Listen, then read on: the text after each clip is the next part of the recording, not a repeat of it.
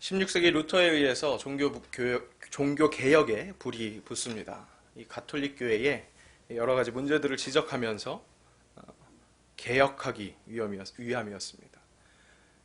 루터의 외침은 이것이었습니다. 솔라 피데, 오직 믿음, 솔라 그라시아, 오직 은혜, 솔라 스크립투라, 오직 성경. 예수 그리스도를 믿는 믿음, 그 예수 그리스도를 인한 은혜, 그 예수 그리스도를 보여주는 유일한 것 성경, 그것 외에 불필요한 것들을 제거하자는 외침이었습니다. 우리 교회는 장로교회입니다. 장로교회는 개혁교회입니다. 리폼드 처치. 이 리폼드 처치라는 이 말은 처음 개혁교회를 외친 그 루터보다도 더 강력한 변혁을 외쳤다고 이 루터교와 구분해주는 말이기도 합니다. 이 리폼드 처치가 의미하는 개혁은 새로운 것을 새롭게 만들어내자는 이야기가 아닙니다. 아드 폰테스, 원천으로 돌아가자, 그런 말입니다. 원래의 모습으로 진짜 궁극적인 본질의 것을 찾아 돌아가자는 주장입니다. 허례허식에 가까운 예전, 교회의 권위를 높이기 위해서만 존재했었던 그 교회의 전통을 그 전통에 묻혀버리지 말자는 그런 외침. 그렇게 사람의 눈을 홀리는 비본질에서 벗어나서 본질을 추구하자는 그런 움직임이었습니다. 그래서 초기 칼뱅과 그를 따르는 사람들은 보이는 것을 멀리했습니다. 그래서 비근한 예로 당시 성화와 여러 가지 조각상으로 가득했었던 성당과 비교되게 예배당 안에 아무것도 없게 했다는 이야기도 전해집니다. 우리는 그렇게 본질을 추구하던 신앙의 선조들의 후예입니다. 그런데 제가 사역을 하다 보니까 딜레마에 빠집니다. 보이지 않는, 우리 눈에 보이지 않는 본질을 위해서 보이는 비본질을 해야만 하고 또 나 혼자 하는 것뿐만 아니라 다 같이 할 수 있도록 동기부여를 해야 하고 때로는 억지로 끌고 가기까지도 해야 하는 경우를 만나게 됩니다. 때로는 우리의 신앙의 선배들처럼 비본질적인 모든 것을 싹 치워버렸으면 좋겠다는 생각이 들 때도 있습니다. 하지만 그러다가도 결국 비본질적인 것에 대한 중요성을 다시 한번 깨닫게 됩니다. 이 땅을 밟고 살아가는 우리입니다. 우리가 보이는 것이라는 그 비본질을 아예 무시해버린다면 본질을 찾아갈 수 있는 것은 그 어떤 것도 없기 때문입니다. 본질을 위해서 존재하는 비본질에 최선을 다해야 한다는 것을 다시 한번 깨닫게 됩니다. 그리고 우리 믿음의 선조들도 결코 보이는 것을 죄다 버린 것이 아니었음을 다시 한번 알게 됩니다. 진정한 본질을 위해서 비본질을 잘 사용하기를 간구했습니다. 그렇습니다. 사역자로서 그렇게 느낍니다. 사역은 그렇게 보이는 형식, 보이는 시스템, 보이는 원칙을 세워나가면서 그 비본질적인 것에 함몰되지 않아야 하는 그 위험 속에 있다는 것을 절실하게 느낍니다. 그리고 이것은 단지 사역자가 사역하는 데에만 국한되어 있는 것이 아니라 우리 삶의 모습도 그렇다는 것을 알게 됩니다. 이 히브리서 기자는 믿음장으로 불리는 이 히브리서 11장의 시작을 아주 단도직입적으로 믿음에 대한 정의를 내리면서 시작합니다. 믿음은 바라는 것들의 실상이요 보이지 않는 것들의 증거니 모든 세계가 하나님의 말씀으로 지어준 줄을 우리가 아나니 보이는 것은 나타난 것으로 말미암아 된 것이 아니니라. 믿음의 위대함과 절묘함 그런 것을 찬양하는 듯합니다. 바라는 것들의 실상, 보이지 않는 것들의 증거. 얼마나 멋있는 표현인지 모릅니다. 분명 믿음도 보이지 않는 것 같은데 그 보이지 않는 믿음이 바라는 것들과 보이지 않는 것들의 실상, 증거라고 그렇게 말합니다. 기묘한 말입니다. 이해할 것 같으면서도 못할 것 같기도 하고 이해되면서도 또 절묘하다고 느끼는 그런 말입니다. 보이는 것과 보이지 않는 것. 좀 헛갈리시죠? 계속 본질, 비본질, 보이는 것, 안 보이지 않는 것. 근데 보이는 것과 보이지 않는 것, 그것을 이야기하고 있습니다. 사도 바울도 이 보이는 것과 보이지 않는 것에 대해서 이야기했습니다. 고린도후서 4장 18절 말씀입니다. 잘 들어보십시오.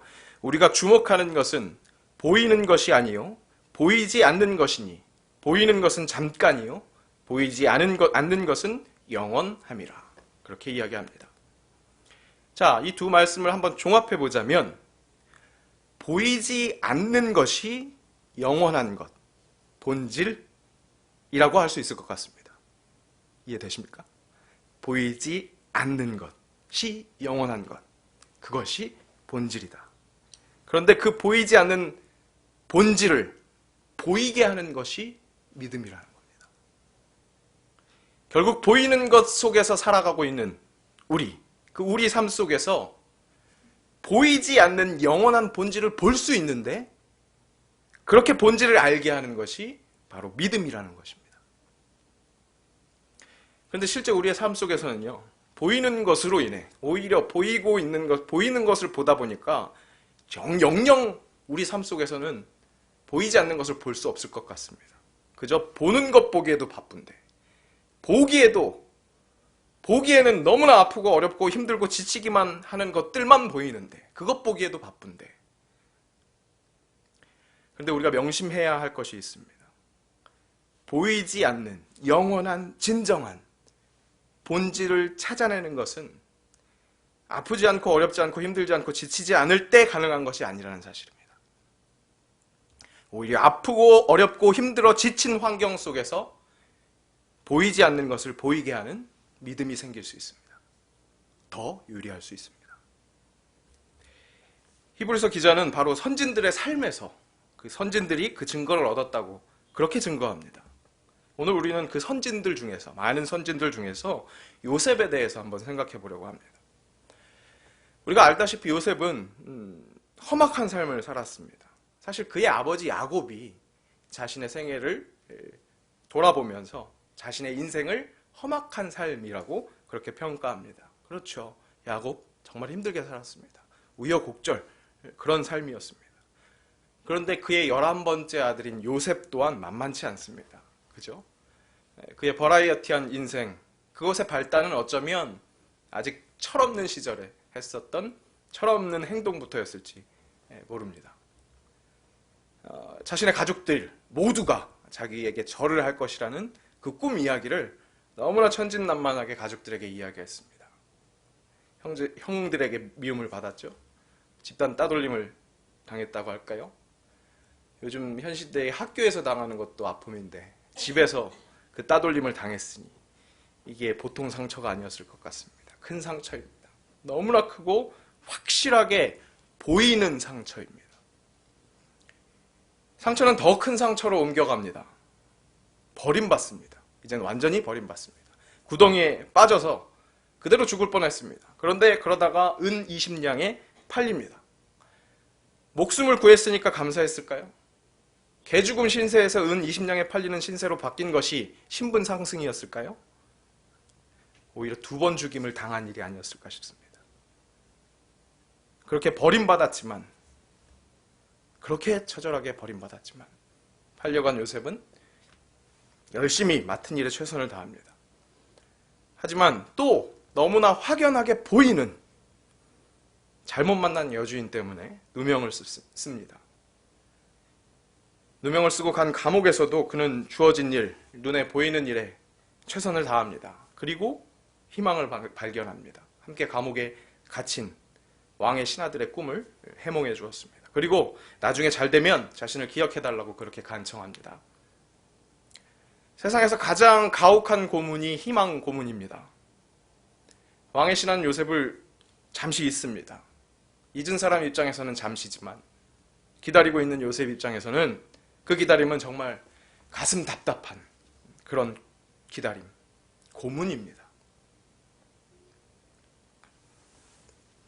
기도응답의 기다림, 우리의 기도응답의 기다림, 간절한 것일수록 얼마나 가슴 절절하고 가슴 답답합니까? 문제가 해결되기까지 기다리면서 보이는 그 문제가 점점 작아질까요? 아니요. 눈덩이처럼 더 커져가기만 합니다. 그렇게 보입니다. 요셉에게 그 기다림의 시간, 충분히 원망을 부풀릴 수 있는 그런 시간이었습니다. 잘못 만난 집주인 때문에, 그것보다 그 나쁜 형들 때문에 그렇게 원망할 수 있었겠죠. 너무나 크게 보였던 상처가 길었던 기다림으로 골마 터졌어야 정상이었을 것입니다. 하지만 우여곡절 끝에 애굽의 총리가 됩니다. 그리고 자신 앞에 무릎 꿇고 벌벌 떨고 있는 형들을 봅니다. 제대로 복수해줄 기회를 잡았습니다. 그런데 그는 이렇게 이야기합니다. 하나님이 큰 구원으로 당신들의 생명을 보존하고 당신들의 후손을 세상에 두시려고 나를 당신들보다 먼저 보내셨나니 나를 이리로 보낸 이는 당신들이 아니요 하나님이시라. 이런 고백이 어떻게 가능했을까요? 그저 시간이 약이라서? 애굽의 통치자가 됐으니까 등 따시고 배부르니까 생긴 아량이었을까요? 믿음이었습니다. 아브라함의 하나님, 이삭의 하나님, 야곱의 하나님이 자신의 하나님을 믿고 그 하나님이 어디로 가든지 보이지 않는 계획하심으로 함께 하신다는 것을 믿었기에 무자비하게 보이던 형들의 손길 저 너머에 하나님의 계획하심을 볼 수 있지 않았을까요? 그렇게 처절하게 보이던, 내 눈에 보이던 그 삶의 과정들을 이겨낼 수 있지 않았을까요? 어떤 사람들은 요셉이 꿈의 사람이기 때문에 가능했을 거라고 이야기할 겁니다. 하지만 꿈은 어떻게 가능합니까? 하나님의 약속을 믿는 믿음이 꿈을 가능하게 하지 않겠습니까? 또한 그 믿음이 보이지 않는 본질을 볼 수 있게 해주었기에 가능하지 않았겠습니까? 거듭되게 끊임없이 보이는 그 어려움 속에서 계속 땅만 파고 들어갔다면 중간에 삶을 포기했거나 아니면 극심한 냉소주의자가 되었을지 모릅니다. 하지만 오히려 코너에 몰릴 때 아직은 희미하지만 확실한 하나님, 그 하나님을 믿고 그 약속을 붙들 수밖에 없는 상황 속에서 요셉은 그 과정 속에서 하나님을 확신해 갑니다. 정확하게 이야기하자면 그분의 구원 역사를 확신해 갑니다. 날 살리실 계획을, 이스라엘을 살리실 계획을 확신합니다. 그렇게 믿습니다. 그 믿음이 보이지 않는 희망을 보게 했고 계속 꿈꿀 수 있게 했습니다. 요즘 우리가 살고 있는 이 세상 참 어두움입니다. 참 어둠입니다. 참 암흑입니다. 참 혼돈인 것 같습니다. 길거리에서 사람들을 볼 때 그런 생각을 갖게 됩니다. 믿음 없이 이 험한 세상 어떻게 살아가고 있을까? 보이는 것은 온통 위험하고 아픔이고 죽음인데 보이지 않는 구원을 보게 하는 믿음 없이 어떻게 살아가고 있는 것일까? 요셉은 그렇게 보이는 비본질의 연속에서 믿음으로 본질을 바라봅니다. 그가 믿음으로 영원한 것을 꿈꾼 것을 히브리서 기자는 바로 이렇게 증언합니다. 믿음으로 요셉은 임종시에 이스라엘 자손들이 떠날 것을 말하고 또 자기 뼈를 위하여 명하였으며. 요셉은 지금 총리 대신입니다. 이제는 편히 살게 된, 이번에는 좋아 보이는 비본질이 결코 본질이 아니라는 것을 잊지 않습니다. 돌아갈 본향, 하나님과 함께 영원히 살 그 본향이 본질인 것을 그 믿음으로 알았습니다. 그래서 언젠가는 본향으로 돌아가게 될 그 후손들에게 본향으로 돌아갈 때 자신의 뼈를 가지고 가달라고 부탁합니다. 그렇게 요셉은 믿음으로 본질, 진짜 영원한 것, 그것을 보며 살았습니다. 너무 힘들게만 보이는 삶을 통해서 오히려 믿음을 추구하게 되고 결국 정말 붙잡아야 할 본질을 붙잡고 산 것입니다. 사순절입니다. 우리 주님 예수 그리스도를 묵상할 때도 우리 주님도 보이는 상황 속에서 보이지 않는 본질을 놓치지 않으신 것을 알게 됩니다. 자신을 거부하는 종교 지도자들 앞에서 예수님은 시편 말씀을 인용하십니다. 건축자의 버린 돌이 집 모퉁이의 머릿돌이 되었나니 이는 여호와께서 행하신 것이요 우리 눈에 기이한 바로다. 버려진 돌처럼 버려지는 그 자신이 처한 상황, 그리고 뻔히 보이는 가까운 미래에 함몰되지 않으십니다. 버려진 돌을 머릿돌 삼아 자녀를 구원하실 그 하나님의 구원 역사를 믿음으로 바라봅니다. 그리고 순종합니다. 그 길을 가십니다. 우리에게 이것이 필요합니다. 우리의 삶은 보이지 않는 것을 위해 존재하는 보이는 것의 연속이라는 사실. 보이지 않는 것을 위해 존재하는 보이는 것의 연속이라는 깨달음입니다. 우리 눈에 보이는 아픔, 반갑지 않은 환경과 조건, 혹은 반대로 너무나 좋아 보이는 그 모든 것이 본질이 아닙니다. 그렇게 보이는 것의 의미는 보이지 않는 것을 위함입니다. 여러분, 하나님의 부재는 없습니다. 언제고 어디서고 하나님의 부재는 없습니다. 다만 믿음이 없을 때 보이지 않습니다. 보이는 안타까운 나의 상황이 나의 믿음을 오히려 더욱 든든하게 합니다. 그 믿음이 보이지 않는 것의 증거입니다. 이 기묘한 고백, 이 놀라운 고백, 우리 모두의 고백이 될 수 있기를 아주 간절하게 그렇게 기도할 수 있기를 원합니다. 함께 기도하겠습니다.